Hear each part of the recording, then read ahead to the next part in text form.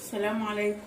احنا ان شاء الله عملنا هنعمل الجبنه التلاجة. عملنا قبل كده الجبنه القريش اللي عملنا منها الجبنه الموتزاريلا، وعملنا منها المرطة، وعملنا منها الجبنه الكريم. هنعمل دلوقتي الجبنه التلاجة.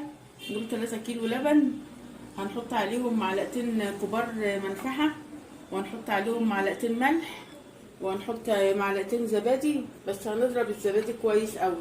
دلوقتي هنحطهم على النار الاول لغايه ما توصل لدرجه حرارتها دافيه، بس دافيه شويه صغيرين، يعني مش ما تكونش دافيه قوي وما تكونش سخنه، يعني تكون وسط كده. بسم الله الرحمن الرحيم.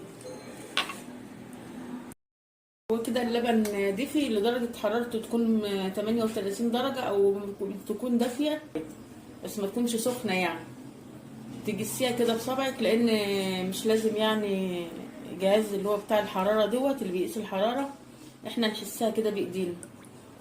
هنحط بقى دلوقتي ان شاء الله المنفعه. دولت معلقتين كبار منفعه على 3 كيلو لبن.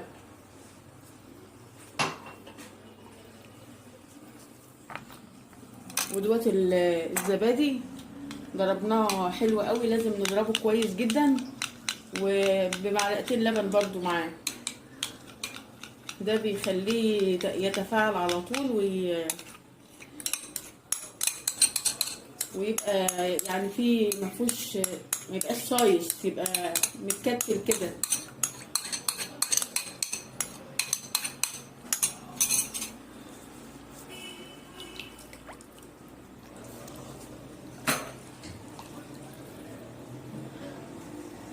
وهنحط برضو معلقتين ملح عشان احنا عايزينها جبنه تلاجة ملح خفيف كده. بعد ما حطينا الملح والمنفعه والزبادي، هو بيقول عليه بادئ، هنغطيه ونحطه في مكان دافي لمده ساعتين، وهنجيلكوا بعد الساعتين نكمل الفيديو.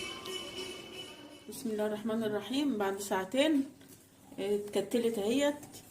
هنقطعها كده حتت علشان احنا بنفضيها متبقاش قرص واحد. بسم الله ما شاء الله، نتيجتها هايله وزي الفل. نصفيها. بسم الله الرحمن الرحيم. صلى على النبي. اهي هنسيبها بقى لمده 12 ساعه من غير ما نحط عليها اي حاجه، وهتشوفوا النتيجه بعد ما تتصفى. هنحطها في قلب الطبق ونقطعها.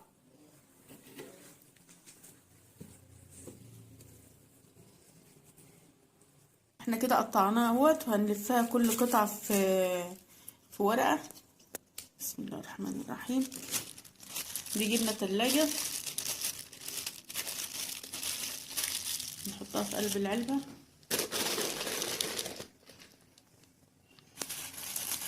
هي ممكن نحطها في طبق ونحطها في قلب التلاجة، مش لازم علبه يعني.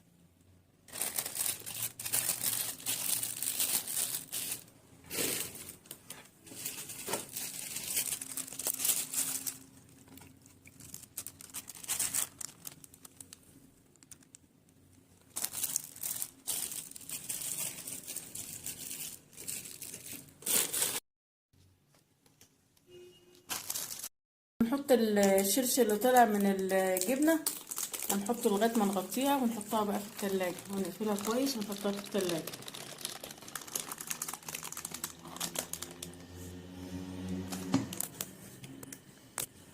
لو الفيديو عجبكم اشتركوا في القناة وفعلوا زر الجرس عشان يوصل لكم كل جديد. والسلام عليكم ورحمة الله وبركاته.